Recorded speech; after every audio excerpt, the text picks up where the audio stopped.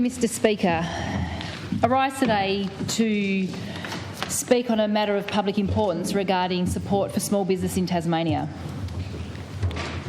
We're hearing a lot across our state from the incredible sector that provides the backbone to the Tasmanian economy that things are hard and that there's stress in the community. I want to just respond to a couple of comments that I've heard not only in the chamber but across the community recently around the importance of small business and the reference to them being the engine room of the economy and a powerhouse of the economy. This is true. We know so many people in our community, the tens of thousands of people that are either employed by or growing and operating small businesses, that they are so important to Tasmania. However, if you expect people that are struggling and under stress to be an engine, then they have to be cared for. An engine requires energy to operate. And if you are fatigued and distressed and under pressure, you cannot provide the energy. And so, therefore, the engine room has the potential for catastrophic failure. We talk about a small business being the powerhouse to Tasmania. But to be a powerhouse, a hustler, a high performer, successful, you have to have support and energy. And right now we're hearing not only from micro businesses, small businesses, but from our peak bodies who support and champion our business sectors that people are struggling. I want to place on my record today an acknowledgement of the packages of support that have been provided to small businesses across our state. But I want to place on record that it's too little too late, Mr Deputy Speaker.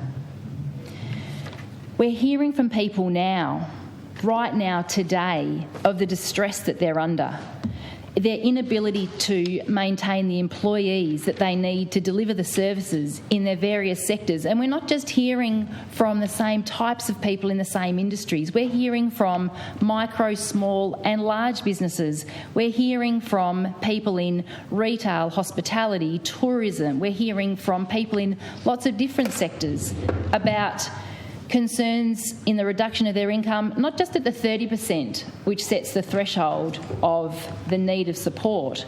We're hearing from people that are having a drop in their income right now of 60%, 80%.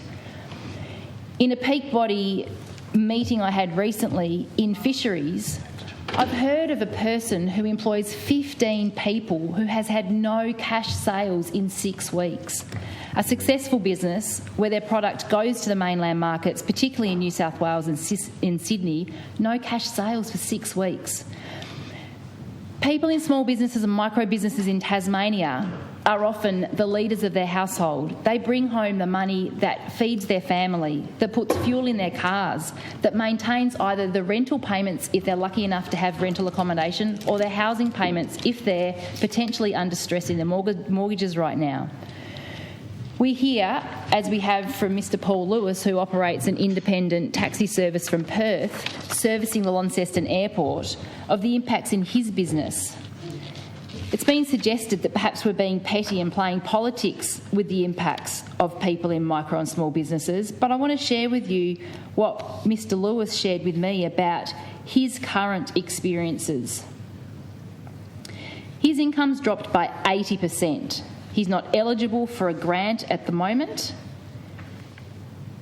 He still has to pay his rent. He still has to buy food, pay his rego, his insurance, the phone bill, for fuel.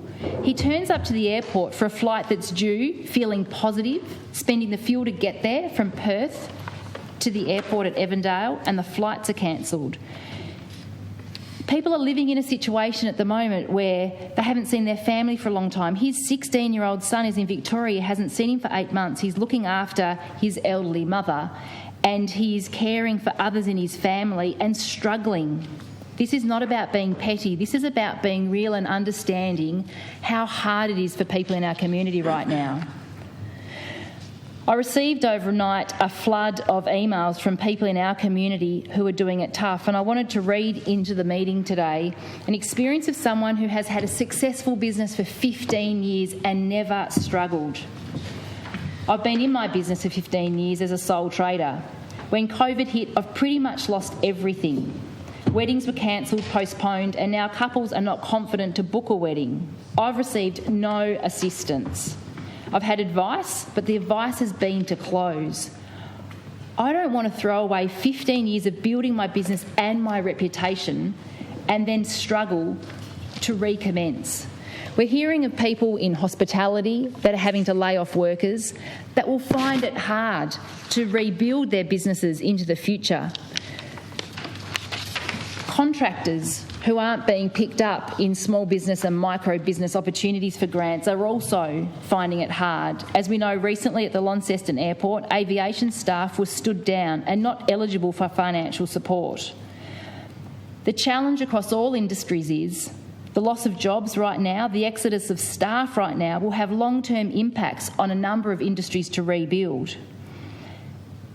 At the Launceston Airport, it's suggested that it could take up to 6 months to recruit workers that we lose now once the borders reopen.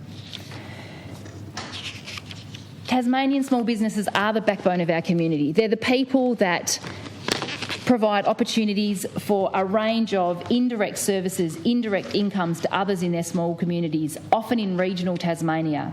These are the families, the individuals that are supporting our school communities, our sporting communities, our community organisations. They're often the people that stretch because they understand what it is to provide support and need support. Right now, there's too little, too late being provided to the small and micro businesses in Tasmania. We have heard today that the government will make changes because they do understand that it is not enough and times are hard. We need to see action now for people that are struggling now to put food on the table, to pay their rent and to support themselves and their families.